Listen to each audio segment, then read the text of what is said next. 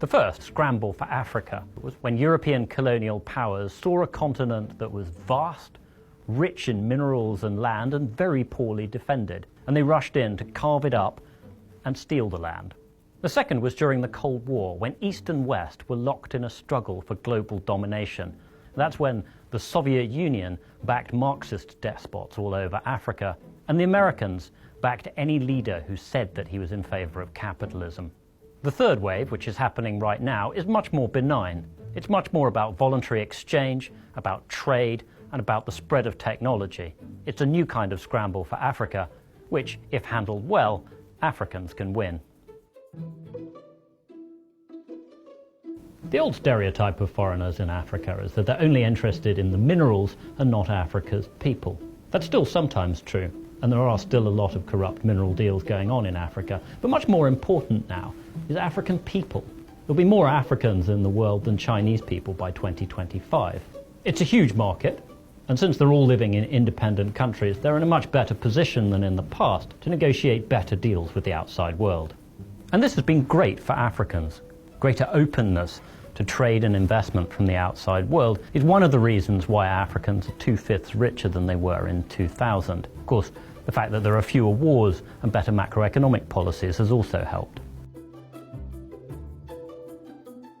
There's still a big problem with corruption. Unaccountable leaders in the less transparent African countries can often sign deals with outsiders that benefit them personally, but perhaps not their countries so much. The things that Russia's doing in the Central African Republic, where you have private firms protecting diamond mines and the president of that war-torn country, are to many people reminiscent of what happened in the 19th century at the height of imperialism. The scale of foreign interest is unprecedented. Between 2010 and 2016, 320 new embassies were opened in Africa, probably the largest embassy building boom anywhere, ever. Turkey alone opened 26. Last year, India announced it was going to open 18. Military links are spreading too. China alone has ties with 45 African countries. America and France are helping defeat terrorists in the Sahel. Oil-rich Arab nations are setting up military bases in the Gulf. And Russia has military deals with 19 African countries. African voters and watchdogs need to insist on more transparency in the way that these deals are done. The kind of work that Kenyan journalists have done to expose scandals connected to a Chinese railway project is very encouraging. Second, African leaders need to think more strategically. China is one country, Africa's 54. It's going to be much harder for them to drive the right kind of bargains if they let China negotiate with them individually behind closed doors. Even if African unity is a bit of a far-off dream at the moment, at least you could see more regional unity, which would be very useful in negotiating infrastructure projects.